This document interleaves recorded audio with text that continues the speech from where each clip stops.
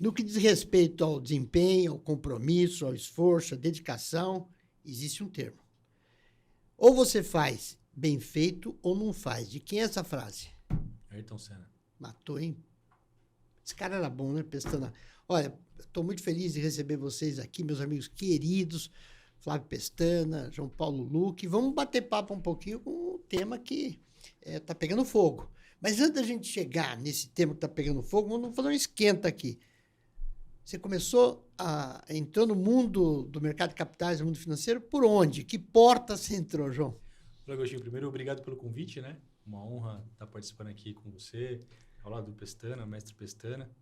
É interessante, assim, quando eu olho um pouco a minha história e como eu vim parar, eu tentei ser jogador de futebol, Agostinho, né? Vim de uma família simples até os meus 19 anos. Aí um dia decidi... Você queria ser milionário de qualquer jeito. Eu vencer na vida, Agostinho. Eu acho que essa é a verdade. Vi uma realidade simples, falei, cara, eu preciso... Eu aprendi que nascer pobre não é culpa nossa, mas morrer pobre é. Agora, não te interrompendo, mas já fazendo, como o João fazia, mas assim, sem brincadeira, mas vendo a televisão ontem, se você fosse um jogador de futebol, você não teria comprado aquelas pedras preciosas, aquele negócio. Não, isso jamais. Mas é interessante, eu decidi, como você bem colocou, acho que é vencer na vida. E aí eu fui trabalhar, Agostinho, vendendo produtos importados de Miami, roupa, relógios, para uma mulher, hoje minha madrinha de casamento, e por coincidência o marido dela era diretor do Banco HSBC. E ele viu ali um talento, um esforço, uma entrega comercial de vendas, ele falou, pô, garoto, você precisa de uma oportunidade de carreira. Não dá para você viver disso o resto da sua vida. Você quer trabalhar no banco? Eu falei, bicho, eu nunca estudei. Né? Até então, eu tentei ser jogador de futebol, mas tem duas coisas que eu garanto, né? Que eu falo que é meu tripé, né? Fé, coragem e disciplina. Isso você vai ter garantido. Ele falou, então eu vou te dar uma oportunidade. Entrei num processo seletivo no Banco HSBC, é o Banco Internacional. E é interessante, Agostinho, porque na época eu não tinha nem roupa social, né? Então, pô, na época eu namorava a minha atual esposa, ela, pô, comprou uma roupa no brechó, minha mãe na camisa, sapato do padrasto. E no final deu tudo certo. Fiz carreira no HSBC. E aí trabalhei 8 anos quase no Banco HSBC até a compra do Bradesco. Mas eu sempre tive o sonho de empreender. Sempre tive o sonho e aí você partiu para o outro lado. E aí eu parti para ter o meu próprio negócio ali em 2018. Vamos pegar você daqui a pouco. Flavião, você, eu conheço a sua história toda, mas como começa o Pestana na vida profissional? Bom, Agostinho, por incrível que pareça, eu estudei engenharia civil, né? Nunca pensei em entrar no ramo que eu acabei entrando, que foi o ramo da mídia, né? Entrei na Folha de São Paulo. Depois da Folha de São Paulo, fiz uma carreira muito boa lá, cresci muito rápido, virei diretor superintendente da Folha, fui ser presidente do Conselho de Administração do UOL e logo depois fui convidado para fundar o Valor Econômico, né? Jornal que a Folha abriu junto com as organizações Globo no ano de 2000. Daí eu fui ser presidente do Valor, né? Lancei o jornal, fiquei lá por quase 4 anos. Saindo de lá, eu fui para a Gazeta Mercantil, continuei minha carreira na área da mídia. Depois eu fui para o Grupo Traffic, do saudoso J. Ávila, né, onde também exerci uma função de diretor na área de veículos dele. Depois eu fui para o Estadão, finalmente, que foi a minha última experiência em mídia. Foi Estadão? Foi Estadão. E eu saí do Estadão no final de 2018 e a partir de 2019 eu achei que era hora de tentar outros caminhos, sair, deixar de ser executivo, tinha sido executivo já por 31 anos, e daí resolvi empreender, e uma das áreas que eu estou empreendendo é justamente na área de investimentos, né? Na área de serviços financeiros, né? Entre eles a área de investimento, a área de M&A, asset e também numa corretora de seguros. Que é a OBB Capital, que é a área de investimento, e você tem a Odgers Berndstone, que é... Exato. Isso é outra empresa que a gente tem, né? A gente tem duas empresas, uma na área de Executive Search, né? Recrutamento de executivos, e também toda outra gama de serviços voltada para a área de recursos humanos, né? Das empresas, e temos uma empresa de serviços financeiros que é o BB Capital. Ô, João, assim como você, o Flávio tem uma vantagem competitiva. Em primeiro lugar, ele jamais vai ficar sem emprego, porque ele é um excelente cozinheiro. Ele sabe fazer, ele sabe preparar o negócio. O bicho é do ramo. Você não tem ideia o que ele é capaz de fazer. E você daria um belo ator de cinema. Você não fica mal, não, hein? Bonitão, jovem, com esse cabelo bonito. Pestana, você não é humilhante. Inveja branca. Não, eu acho que, olha, há uma injustiça na lei dos homens, na lei de Deus. Olha quanto cabelo ele tem, olha nós dois, Pestana. Pois é, quem sabe ele faz uma doação, um pouco de cabelo para nós. É um bom topete, né, Agostinho? A gente gasta um pouquinho de pomada para ter uma. Mas Uma tá boa bonito, tá aparência, bonito, né? tá bonitão. Mas- Gente, aqui é o seguinte, a gente tá com um tema hoje nervoso no mercado. Vocês são do mercado financeiro e hoje, quando abri os jornais, eu estava até um pouco preocupado. Eu falei, dólar caindo, dólar já estabilizou? Hoje não. Eu não vi o mercado hoje ainda. Não sei. Não tinha estabilizado. Tá? Não tinha estabilizado, mas ele tinha caído na sexta e ficou, né? Ficou num patamar aí. Um pouquinho dessa de baixo. Tá embaixo, né? Mas vamos falar um pouquinho desse novo arcabouço fiscal. Eu acho que nós estamos vivendo um momento importante no país em que se desenha aí um novo formato, né? Eu tenho dito que mudar as formas de arrecadação pública no Brasil é um negócio complexo demais. É uma coisa muito difícil. Mas como é que você está vendo, João, esse primeiro passo que o novo governo toma? Olha, Agostinho, eu acho que dar o primeiro passo de fato colocar esse arcabouço de pé, eu acho que é uma mensagem para o mercado importante, né? A gente sabe, como você bem colocou, o desafio de mexer numa estrutura fiscal do tamanho do Brasil, com os seus desafios dos municípios, estados, União. Então, acredito que a proposta, existe ainda algumas discussões, porque dificilmente você consegue rapidamente agregar e atender a todas as demandas e necessidades. Mas a minha leitura, e como você falou nos jornais e conversando um pouco em Brasília, é um caminho sem volta. Já veio uma discussão que não é de hoje, já vem sendo construída e é uma pauta importante para o atual governo.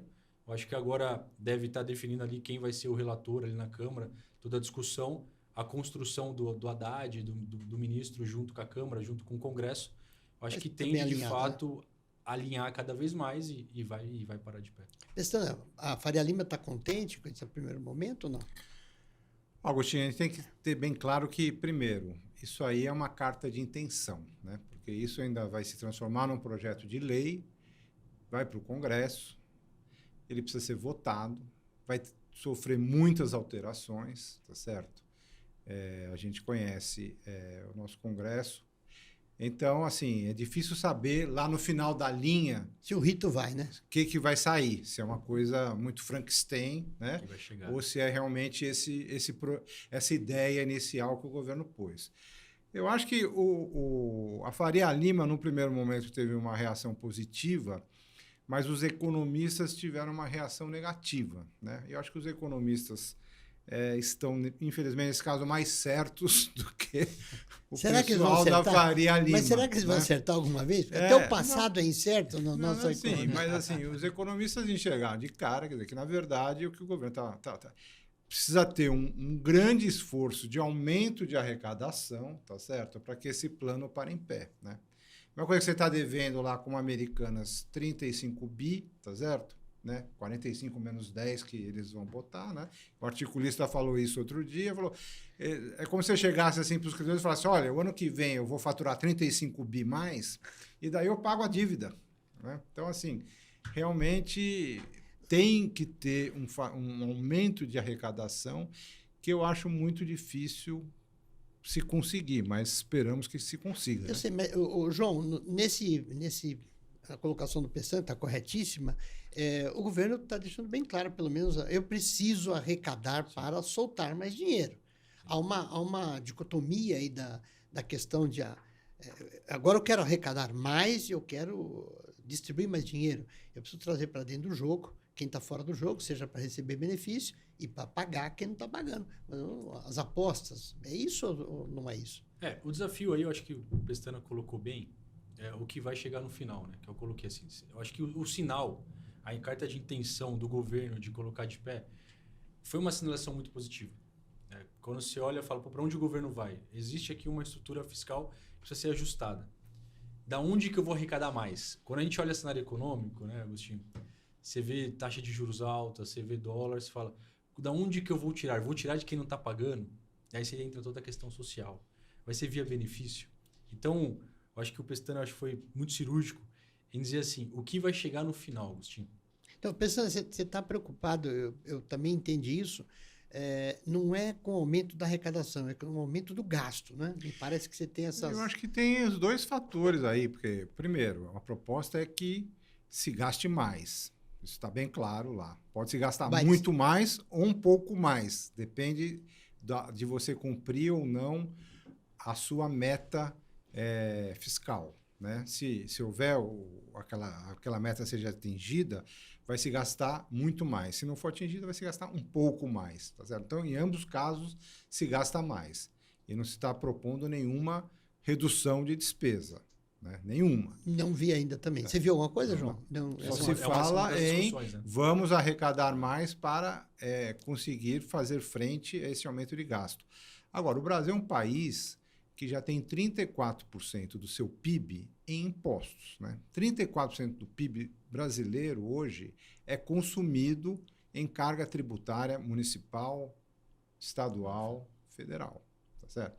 Quer dizer, é muito difícil você achar espaço, né, para se aumentar mais ainda essa carga fiscal, que fatalmente é o que vai ter que acontecer. Não parece que eles querem aumentar a arrecadação ampliando a base? Um dos pontos até que hoje até saiu hoje, né, a questão dos jogos, né? O governo acreditando que vai ter 15 bi de arrecadação. Então, tributar algo que hoje nem é legalizado, né? Então, tem todo um processo de criar também novas fontes, que hoje, que você falou, aumentar a base por onde e como. Novos setores, como que vai até... Tá super agora vários memes na internet sobre taxar as empresas chinesas. Então, mas eu acho que é um sinal, que é um ponto que a gente sempre está trazendo aqui, é o seguinte, vamos lá, as economias no passado, elas tinham uma velocidade, Sim. versus o que não tinha, versus o que tem hoje, essa velocidade, nós estamos em velocidade 5G, ou seja, vocês não acham que o Congresso tem que agir mais rápido diante desse processo? Ou seja, vai ter que taxar as apostas, que vai ter que taxar, senão o lobby antigamente era 2 anos de lobby. Vamos fazer lobby lá, vamos fazer lobby. Agora não dá tempo. Não dá tempo para perder com lobby onde não está claro. Nós temos que taxar, tem que regulamentar, tem que escrever. Ou eu estou errado, Pestana? Não, está certíssimo. Agora, tem a questão semântica aí. Você vai, tudo bem, trazer mais gente para pagar impostos que hoje não está pagando, mas o bolso é sempre o mesmo. É o bolso do cidadão brasileiro, tá certo? Né? E já está saindo desse bolso 34% de tudo que o país produz. Né? Para falar, não, é da aposta, é da isenção do setor X, do setor Y.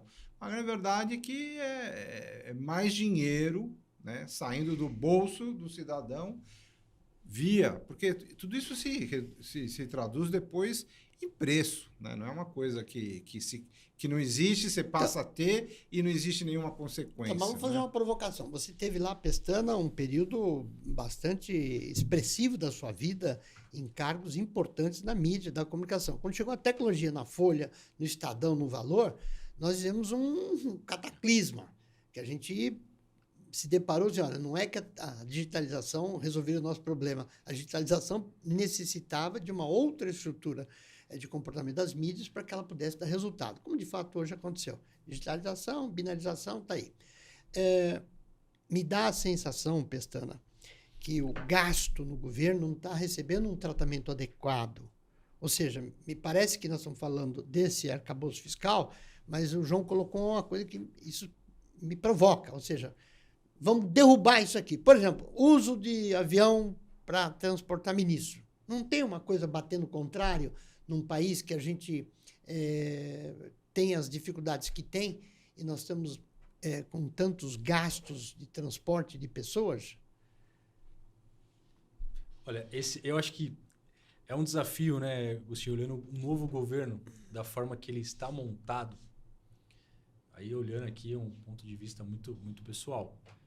Você já reestruturar a máquina do jeito que ela acabou de nascer, você tem um desafio ali, acho que você sabe muito mais do que eu, de como mexer nessa máquina, né? Existem minúcias ali, eu acho que é necessário, é importante ser feito, como bem o Pestana colocou, Mas eu acredito que o desafio de movimentar a máquina olhando o governo como gestão não é simples. Não é simples. Não, eu concordo. E aí eu vou nessa linha, João, vamos bater Sendo aqui. muito Não, eu entendo, realista, mas a questão é a a seguinte. palavra é essa, realista. Então, mas chegou o home office, para que eu preciso que um deputado, por exemplo, de um estado do Ceará, vá a Brasília 4 dias, ocupe uma residência, tem um gasto astronômico, e aí ele volta na quinta-feira para a base dele, aí com passagem aérea e tudo mais, os assessores, porque ele não fica na base e legisla e vai voltar uma vez por mês? Por que ele não usa os mecanismos que a gente tem à disposição da nossa sociedade para não gastar tanto? Nós estamos precisando de dinheiro. E a pandemia trouxe mecanismos, instrumentos que eles conseguem fazer Não se isso, corta, como é que a gente corta dinheiro numa empresa? Não é no gasto? Mas assim, esse é o problema de governo em geral e no Brasil em particular. Quer dizer, o governo é um ser gastador, incontrolável, onde tem uma tendência a crescer essas despesas, a se gerar mais benefícios, a se gerar mais gastos, quer dizer... E esse que eu acho que é o problema que ninguém quer encarar de frente. Quer dizer, como reduzir despesa, como fazer uma reforma administrativa que realmente aumente a produtividade do servidor público, tá certo? E reduza desperdício na administração pública, né? Você pode apostar que o maior lobby que existe no Congresso Nacional hoje é o lobby do servidor. Não é o lobby do evangélico, não é o lobby do agronegócio, não é o lobby dos professores, é o lobby do servidor público. Executivo, legislativo e judiciário. E não se consegue mexer em nada, né? Por isso que assim, eu fico triste de ver, mais uma vez, nós vamos tentar atacar o negócio pelo lado errado, né? Que não pelo lado da despesa. É o que se diz, que o sistema, nosso sistema tributário, ele é velho, ultrapassado, oneroso e prejudica as classes de renda mais baixa. Sim. Porque a ideia, a reforma tributária deveria, de alguma maneira, ok, não tem como mudar, não tem como mexer, mas vamos dar uma mãozinha ali para a rapaziada sair dessa angústia de sofrimento que tem, né? Mas, João, eu tenho que fazer uma provocação. Aí eu vou abusar da tua gentileza. Aqui é o seguinte, não te parece que há muito incentivo, ou há um incentivo significativo para o setor do agro, num momento em que o Brasil está precisando de uma dose? As castas de riqueza de negócios existem. Então, você tem riqueza em vários setores. Mas aquele que tem a terra, o clima, Deus que dá 3 safras, ainda tem que ter subsídio para poder exportar? Literalmente, você me abraçou sem me apertar. Me apertou sem me abraçar, né, Agostinho? Eu tenho um ponto de vista sobre o agro, Agostinho, e eu posso falar talvez com um pouco de propriedade, porque uma das estratégias da empresa foi expandir na fronteira agrícola, então a gente acompanha o agro de perto. Olhando o cenário atual, eu me preocupo com os produtores rurais alavancados com juros a 13,75, que é uma discussão que a gente vem olhando nesses últimos meses sobre esses juros altos, essa guerra entre governo e Banco Central. Eu entendo que o subsídio no agro, ele agrega muito na questão alimentar, né? O Brasil, no final, ele é uma grande fazenda. E quando você está presente ali, você consegue presenciar isso e ver o resultado disso lá na ponta. Né? Quando a gente acompanha a cadeia inteira, a gente fomenta a cadeia, às vezes, do pequeno produtor até a indústria. Porém, entretanto, eu acredito que tudo que é demais não é bom. Água demais mata a planta, remédio demais mata o doente. Acho que dentro do planejamento do governo, você consegue fazer uma ponderação, né? Acho que bem feita, que você consegue fazer as distribuições que atendem as áreas. Mas eu não acho, Agostinho, que é algo demais. Eu acho que é algo que precisa ser ponderado e bem distribuído. Sim, porque a vida toda aí, o Pestana falou do lobby do funcionalismo público, e é verdade, eu acredito nisso, é o mais, nesse momento, nesses últimos governos tem sido, mas a bancada do agro, é forte. Meu caro, vamos lá. Há que se considerar o respeito ao processo, ou seja, eu sou brasileiro, eu fico feliz, mas, Pestana, a gente exporta avião, Embraer, não dá para quebrar um pouquinho essa cadeia? Olha, Agostinho, eu acho que questão de agro aqui, o João Paulo é o nosso especialista, Ah, né? que isso. Eu não sou... Agora, eu acho que no Brasil, claramente, existe um setor que é penalizado na questão tributária, que é a indústria, tá certo? Muito? E os outros dois setores, que é o agro e o serviço, são, de uma certa forma, privilegiados, né? Tem uma carga tributária relativamente baixa pelo tamanho de riqueza que eles estão gerando hoje no país. Exatamente. E o resultado está aí. Quer dizer, o Brasil era um país que tinha uma indústria muito mais pujante há 30 anos atrás, tá certo? Do que hoje, né? A participação da indústria no PIB tem caído ano a ano, né? E o Brasil cada vez mais é menos competitivo. Eu acho que essa reforma tributária que se anuncia, né? Eu acho que ela tem que ver essa questão.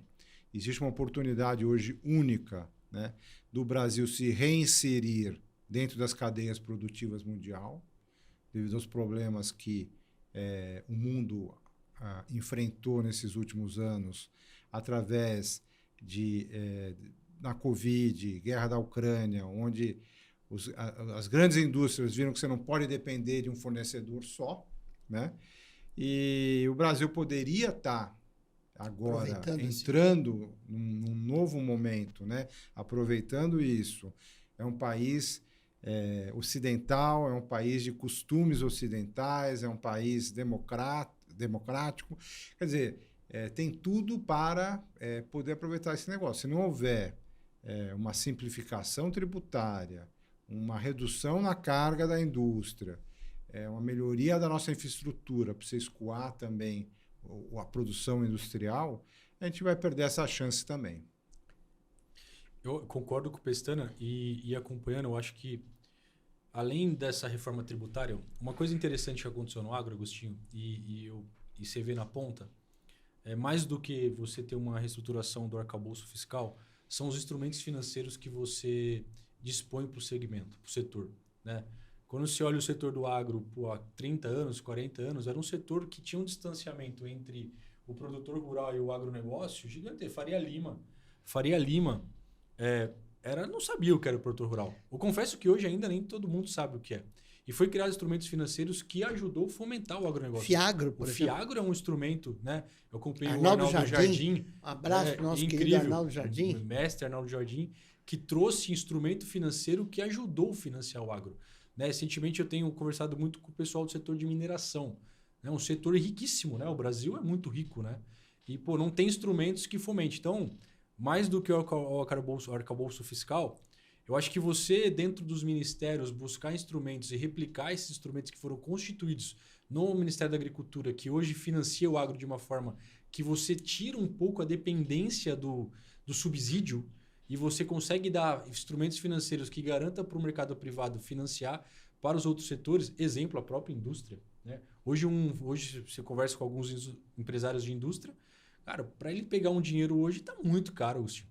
Né? Um dos instrumentos, talvez, para a indústria, né, Pestana, aproveitando um pouco e falando de indústria, Agostinho, existe uma discussão no Congresso sobre a lei das garantias, né? Essa MP das garantias. Eu acho que isso tende a trazer um benefício. Claro que a gente vê na prática, mas olhando de fora, tende a trazer um benefício maior para o dono da indústria. Não, claro, mas é o que o Pestana falou. Você tem lá o fundo imobiliário, que tem um outro movimento. Esse é um Fiagro agora, um fundo no agro. Como é que está a relação dos dois? O Fiagro já está alavancando? Como é que ele está? Foi aceito pela sociedade? Não, super aceito, crescendo muito.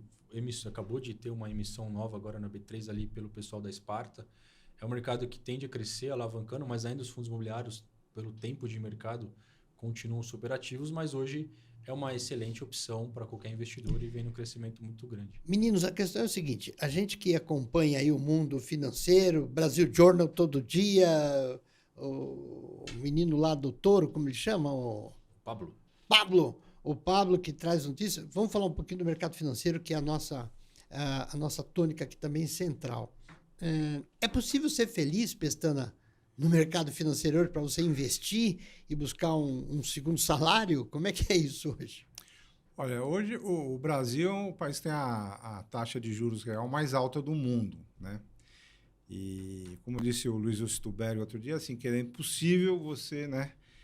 Nenhum lugar no mundo você consegue ter um juros gigantesco, com uma segurança muito grande, até porque é o próprio governo, do outro lado, o tomador, com uma liquidez diária, com uma volatilidade baixíssima e com volume zero. Você pode aplicar a partir de R$100, você já pode aplicar e começar a usufruir dessa taxa.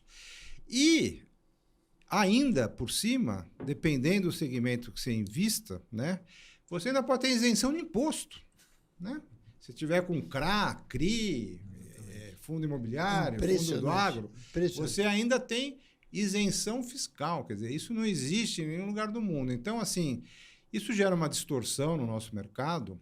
O João está aí, que está há mais tempo que eu até nesse mercado. Quer dizer, isso gera uma distorção que é uma migração de investimentos para a renda fixa. Hoje é um mercado favorável, quem vai correr risco, né, rentista.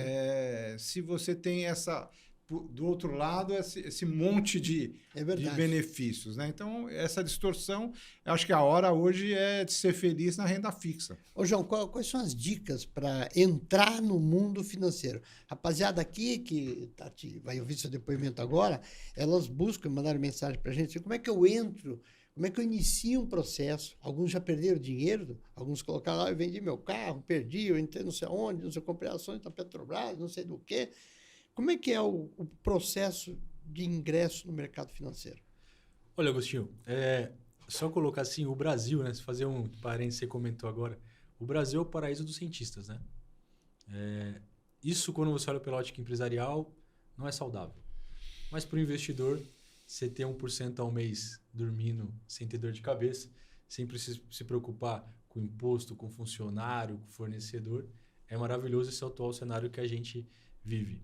Que fazer só um adendo, Pestana, eu um aprendiz aqui do Pestana, a modéstia dele, a gente está aí no início da carreira, bem no início da nossa jornada, mas acho que o principal, Agostinho, é credibilidade, não existe mágica, né?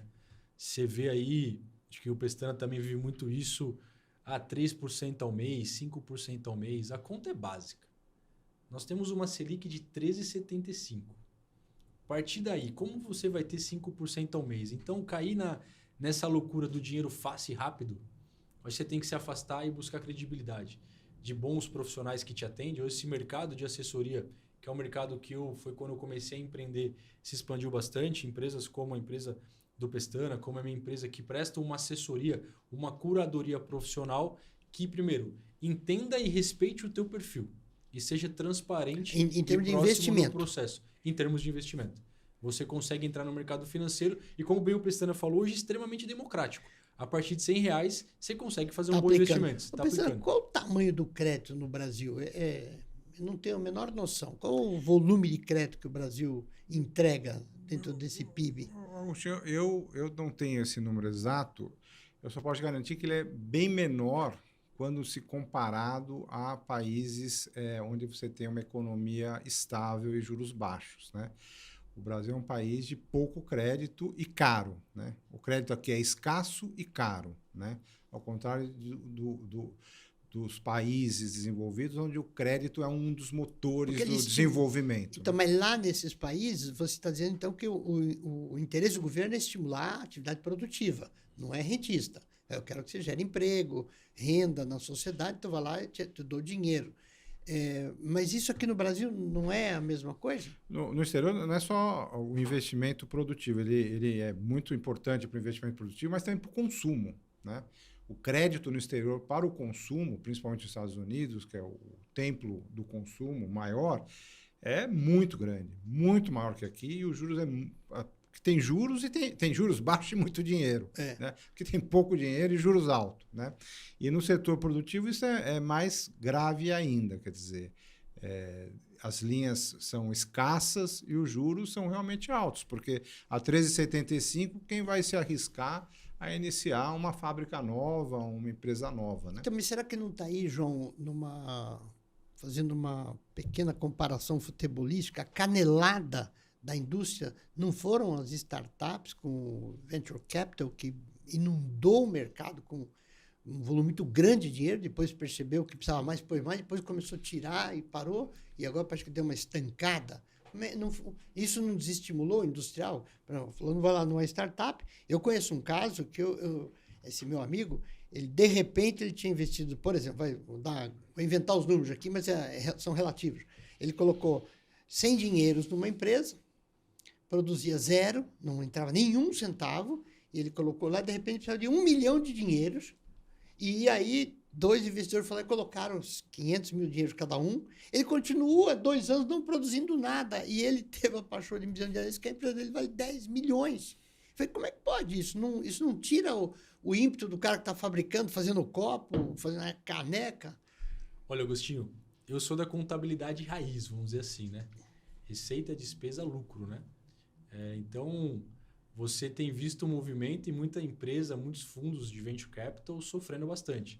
Acredito que sim, os novos empreendedores, as startups, as fintechs necessitam sim de quem acredite, de quem apoie, mas é importante ver a linha final ali da contabilidade.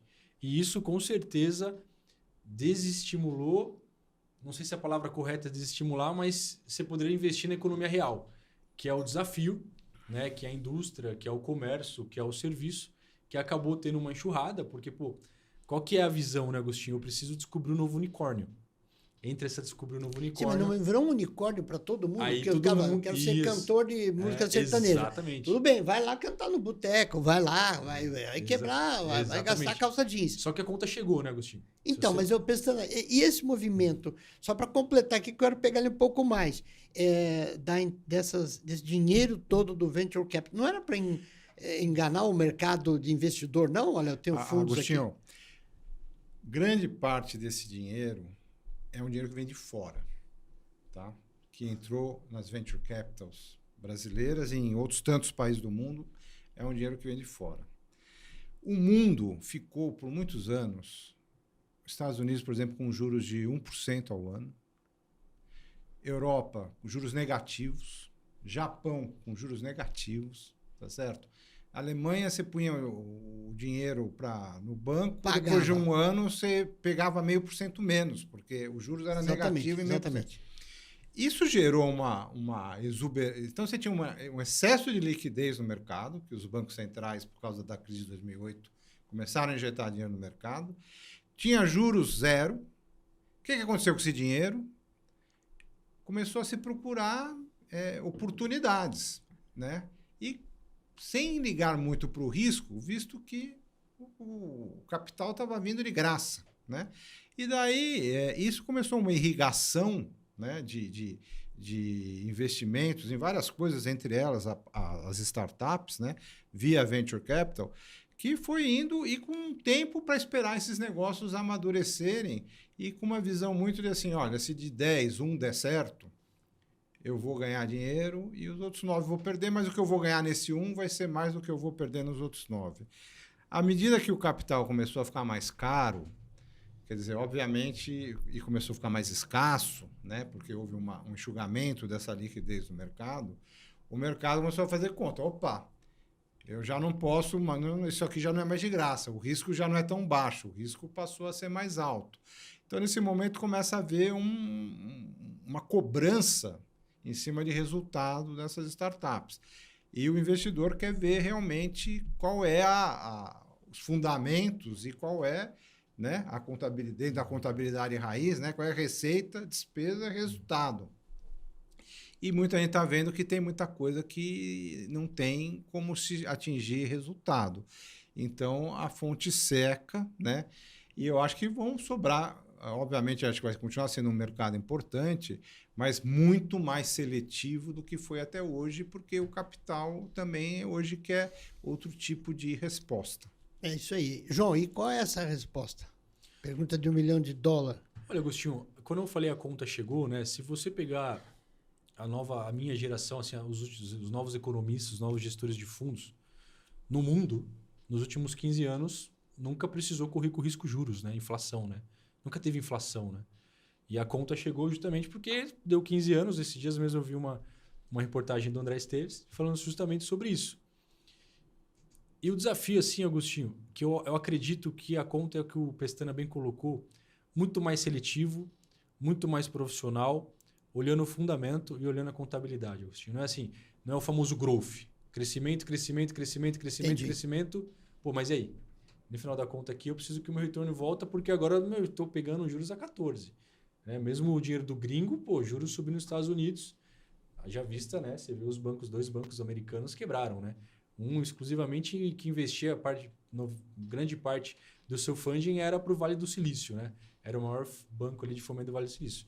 Então, eu acredito que o profissionalismo e ser mais seletivo e olhar o fundamento final, e não apenas growth, mas eficiência, Agostinho, eu acho que vai estar aí. Uma das coisas, pensando aqui, a OBB Capital atua, me corrija se eu estiver errado, é no mercado de fusão, consolidação de empresas, etc. Como é que foi o ano passado em IPO? Foi bom? Não, especificamente a IPO foi péssimo, né? Acho que não teve nenhum IPO, acho que teve 2 follow-ons durante o ano, se não me engano, né? O mercado de capitais, né? No Brasil praticamente ficou estagnado, né? Por quê? Porque os empresários não querem abrir mão de um pedaço das suas empresas, né? Por esse tipo de valuation que está sendo feito, né? Pelos valores que se começou a se avaliar. Até porque, você sabe, né? O valor de uma empresa é um fluxo de caixa descontado. Se você aumenta os juros, você, quando traz o valor presente, sua empresa vale muito menos. Então, depois, quando você põe o risco nessa conta, é menos ainda. Então, os empresários não querem também fazer IPO ou follow-on em cima dessas avaliações, né? E daí o investidor também só está querendo um prêmio muito alto e daí esse mercado praticamente ficou parado. O mercado de fusões e aquisições acabou sendo uma saída, né? Para quem não consegue fazer IPO, para quem não consegue fazer follow-on, né? Mas é um mercado que foi relativamente bem no ano passado. Acho que não dá para se queixar. Sofreu a circunstância, mas está ali.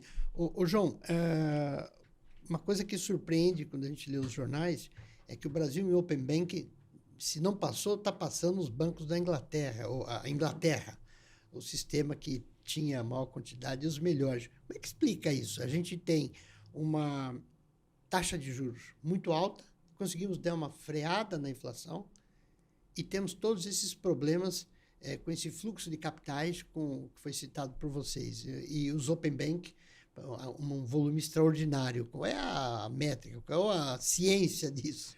Olha, Agostinho, eu sou um entusiasta do Open Bank. Eu sempre tive o sonho de ser banqueiro. E hoje o Open Bank trouxe uma oportunidade de ser banqueiro sem ter banco, né? Então, essa democratização, essa desburocratização da distribuição bancária e do acesso ao crédito ao cliente a não estar na mão dos grandes bancos, isso trouxe 2 vantagens. Para o empreendedor, você consegue ter um portfólio de distribuição muito grande e para a pessoa física ali, né? Para a população, ela consegue ter mais opções para atender a sua necessidade. Eu entendo aí, mas, por exemplo, no Silicon Valley, por exemplo, em alguns minutos, algumas horas, ele quebrou no saque digital. Sim. Eu fico imaginando, e aqui como correntista de bancos digitais, eu confesso que eu fiquei com medo no dia seguinte, porque eu falei assim, pô, só falta um pouquinho de dinheiro que eu tinha lá no Nubank, ou no C6, ou no Neon, sei lá onde, porque eu opero com esses bancos. Eu gosto também de estimular a economia, eu mantenho a conta nos bancos normais, mas eu confesso que eu fiquei preocupado. Falei, se for tão rápido quanto foi lá, com o nosso Pix ainda mais maluco, isso não tem um fator aí dentro dessa contingência? Nós estamos falando da nossa economia ser assim, ela amedronta, de um lado, por conta das questões políticas, por outro lado, dá todo esse arcabouço que o Pestana acabou de dizer, das vantagens de ser rentista no Brasil, não dá esse... Não te parece que a balança, esse pêndulo não está equilibrado? Olha, acho que é uma preocupação pertinente, todo mundo teve, né? Eu recebi várias mensagens, acho que o Pestana também recebeu. Pô, mas eu tenho dinheiro no banco, no Nubank, tenho dinheiro nos bancos digitais. Mas você vê que o sistema bancário do Brasil ele é sólido. Acho que ninguém pode negar isso. Passou por grandes crises globais e teve firme. Os bancos digitais, os grandes bancos digitais, né, Agostinho? Eles vêm melhorando a sua eficiência, né? Já visto aqui, falando aqui do Nubank, já reportou lucro agora no último resultado dele.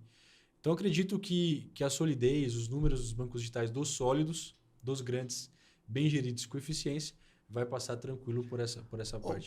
Qual a diferença básica entre o banco digital e os open banks? Há diferença ou é a mesma coisa? Nós estamos falando de mesma coisa. Banco digital e open bank. Eu entendo que o open bank é uma... muito, eu não sou especialista, talvez o João conheça mais que eu, quer dizer, o open bank é muito mais uma ferramenta de você juntar, quer dizer, portfólios, aplicações, contas diferentes, tá certo? Em bancos diferentes no mesmo local. É muito mais uma plataforma de informação e de agilidade, né?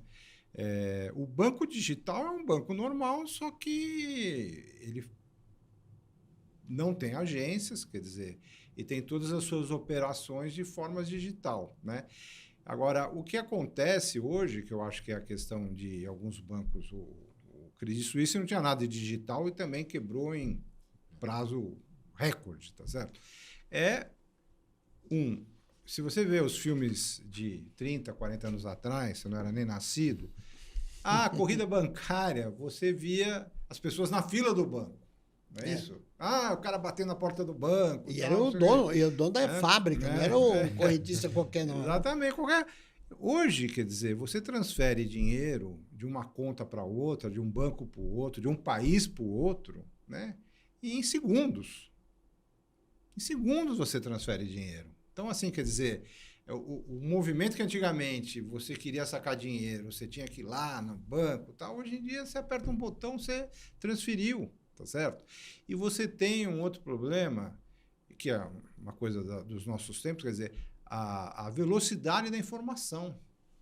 Então, quer dizer, hoje você tem todo mundo conectado, se informando, passando informação para frente, boas ou ruins, verdadeiras ou não verdadeiras, com todas as consequências que isso traz, tá certo? E você tem essa facilidade de movimentar os capitais. Então, assim, isso que é uma coisa que acho que precisa se pensar bem como vai ser o futuro, né? O Brasil, acho que está longe dessa realidade, porque o Brasil, os bancos são muito sólidos, são muito capitalizados, não sofremos esse tipo de ameaças, né? Mas, em outros lugares, a gente está vendo que as coisas podem ter consequências sérias. Né? Ô, João, uma das questões que nos enviaram aqui é sobre B3. A rapaziada quer entrar na B3. E se estabelece assim um resumo das perguntas. É o seguinte, qual é o meu time? Qual é a hora de eu entrar? Está na hora de entrar na Bolsa? Olha, Agostinho... O que não deve ser feito quando se entra na Bolsa ou quando não deve se entrar na Bolsa? Olha, Agostinho, essa é a pergunta do milhão, né? Mas como a gente trabalha na empresa, o que a gente acredita, né? Primeiro o investidor entender o teu perfil, né? E procurar um profissional que tenha bagagem e experiência para atender da forma mais profissional. Hoje não dá para operar a pessoa física contra a você consegue operar direto. E aí o que eu recomendo, que nós recomendamos na empresa, né? Que o cliente tenha alguém do lado, pelo menos para dar o suporte, ou que o cliente seja autodidata e estude sobre o assunto. Se olhar uma tese comum, você tem tanto a tese fundamentalista quanto a técnica. Aí você aprofunda mais ali na forma de você operar. Mas o sistema no celular hoje, que é um você faz ali no mobile, ali os seus trades direto. E aí, da onde eu vou tirar a minha ideia de fazer o trade? Eu compro Itaú, vendo Itaú, eu compro Petrobras, vendo Petrobras, eu faço opção, não faço. Eu acho que é aí que está de você buscar uma assessoria que tinha um profissional, que de fato te ajude a você operar por conta própria. Isso tem limite ou não? Pensando nisso, vai para essa assessoria para vocês nas empresas que vocês operam, para grandes fortunas, volumes, como é que isso começa? Que a pergunta da nossa audiência é o seguinte, eu quero entrar na Bolsa, eu estou com medo. Mas dizem que é o momento que está na baixa, devo comprar. Então, a dúvida é essa. Qual o tamanho? Busco uma assessoria, procura a tua empresa, procura a BB Capital, a tua, como chama, João? Você tem duas empresas, a FS Capital, e vocês operam no mesmo mercado. Então, como é que eu faço? Eu tenho dinheiro, quero aplicar. Eu procuro a tua empresa, você vai me orientar onde eu ponho meu dinheiro? Exatamente. Lá nas empresas nós temos segmentos, né? Nós temos as grandes fortunas que é o Family Office, e também temos o varejo, né? Ali que atende o novo pequeno investidor que está começando a investir. A gente tem uma mesa que dá o suporte. Então entre em contato com a nossa empresa, a gente faz todo o primeiro E não tem atendimento, limite? sem limite de valores. E pensando na BB Capital, Olha, no BB Capital a gente tem limites relativamente baixos, né? Mas não gostamos de operar com menos de 100 mil reais, por exemplo, tá certo? Mas acho que quem tem menos que 100 mil reais tem muitas opções aí, caso queira entrar na Bolsa, né? Mas eu acho que o João está certo, eu recomendo sempre que se procure um profissional ou uma empresa, né, que conheça o mercado, que conheça as opções, que entenda o seu perfil e daí faça uma construção de portfólio para você que atenda o seu perfil, sua idade, sua perspectiva de resultado. e aí quando você fala em perspectiva de resultado, é que eu posso colocar lá então 100 mil reais e você vai me orientar da aplicação desse dinheiro dentro de um perfil Exatamente. mais Vamos ver seu agressivo, perfil, e vamos ver qual é o percentual que vai estar alocado em renda fixa, qual o percentual que vai estar alocado em renda variável, qual o percentual que eventualmente pode estar alocado se você está em busca também de uma receita recorrente mensal em algum tipo de fundo imobiliário, por exemplo. Isso é o que é chamado dividendo? O fundo imobiliário, ele distribui como dividendo, mas, na verdade, o fundo imobiliário tem o fundo imobiliário tijolo ou o fundo imobiliário papel, né? O fundo imobiliário tijolo, você é sócio de um grupo que tem uma propriedade industrial ou uma propriedade de escritório, ou um shoppings, galpões, etc., e recebe o aluguel desses bens, e esse aluguel é repartido entre os cotistas, tá certo? E na você, construção verdade, também tem esse fundo que começa na construção do prédio? Tem também. Tem também. E não é risco para o investidor? Eu entro lá, mas o custo da produção, o aço aumenta, o cimento aumenta, isso não vai pegar o investidor nesse projeto? Vai pegar agora, sim.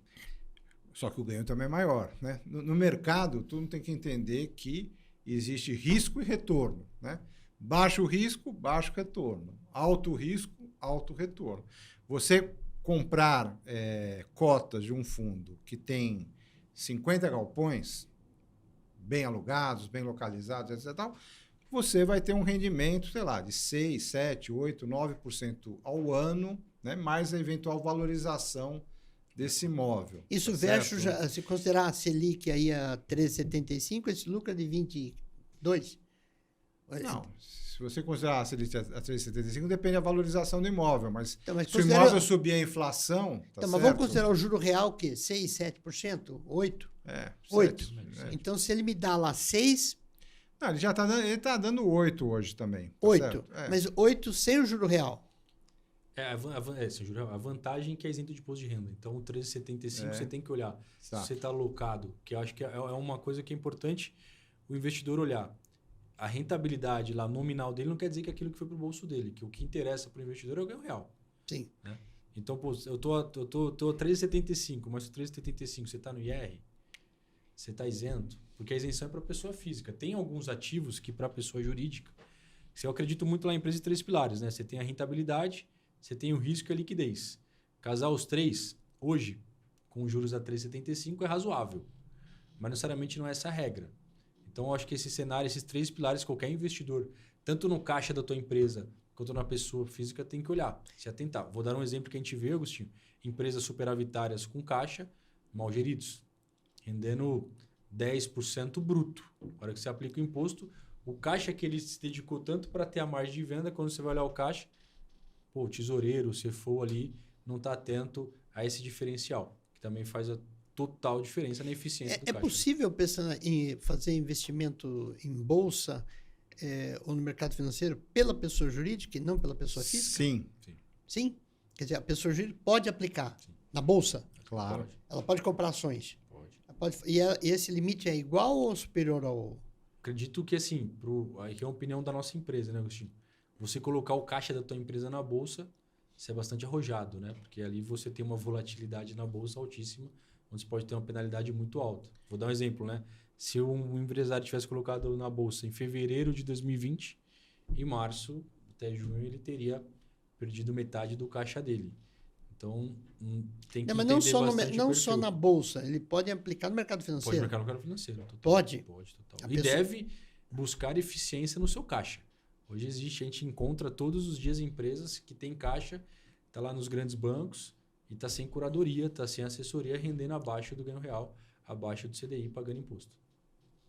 Essa é um mercado que eu não sei se ele se expande, porque eu estava vendo o número das empresas MEI, empresas limitadas, cresceu demais. Muito. As Eirelles. Eirelles, e aí essas empresas podem aplicar no mercado financeiro? Todas elas. Devem. Devem. São superavitárias diretoras de caixa Porque e devem buscar uma eficiência nesse caixa. Né? Porque, na verdade, o grande estímulo que a gente vê é na pessoa física, né? A mídia sempre traz para a pessoa física.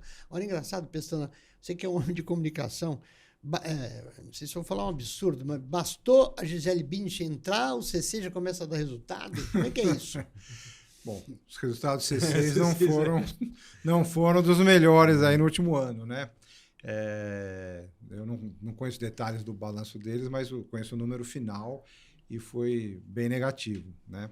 Espero que a Gisele Bündchen ajude a reverter isso. João, quando a gente olha o Brasil nesse cenário internacional, qual a tua perspectiva? Nós estamos esquecendo um pouquinho só do arcabouço, como você bem falou no início, o Pestana fechou o quadro, ele é lento, ele é demorado, ele é antiquado, a reforma tem que vir, não tem mais como discutir isso, mas enfim, talvez seja mais uma frustração, mas é o que nós temos para hoje. A sua visão em termos de cenário internacional, Banco Central mantém a taxa de juros através do controle da inflação, mas tem uma inflação comendo solto lá fora. Era um componente que não existia há tempos atrás. Como é que fica a relação do Brasil no mercado internacional com esse comportamento? Olha, Agostinho, como falei anteriormente, nos últimos 15 anos lá fora, e o Pestana bem colocou, juros negativos, né? Então, o mundo, os economistas atuais estão aprendendo a conviver com a inflação, né? Que, se olhar 20, 30 anos atrás, isso era comum e o Brasil sabe viver bem. Mas quando olha o cenário Brasil, Agostinho, e você olha ali os players que concorrem com o Brasil, você olha a Argentina na crise que está passando, você olha a Rússia, você olha a Turquia, você olha a África, você vê a estrutura do BRICS, e você olha para o Brasil, Agostinho, não tem como você não ficar com o coração pegando fogo, tanto de oportunidade que o Brasil tem. O brasileiro é um povo aguerrido, é um povo batalhador. E aquele que tem coragem para empreender, Agostinho, tem tanto gap no Brasil que o gringo, o empresário, ele enxerga isso. Então, eu vejo como bastante oportunidade. Olha, você é um garoto, você vê como é otimista, hein, Pestana? Nós estamos aqui apanhando dele, que é um bem-sucedido otimista. Mas como é que fica, Pestana, esse pensamento do João, numa hora que a gente vê, por exemplo, uma privatização da Eletrobras sofrendo para passar? Era importante. Nós estamos falando de um quesito que é componente da competitividade industrial, que é a energia. Pestana, como é que é isso?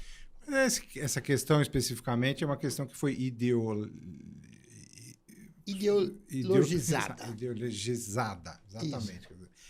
Obviamente, e acho que é muito mais uma retórica de discurso populista nesse momento do que efetivamente algo concreto que vai ser feito para desfazer essa privatização, né?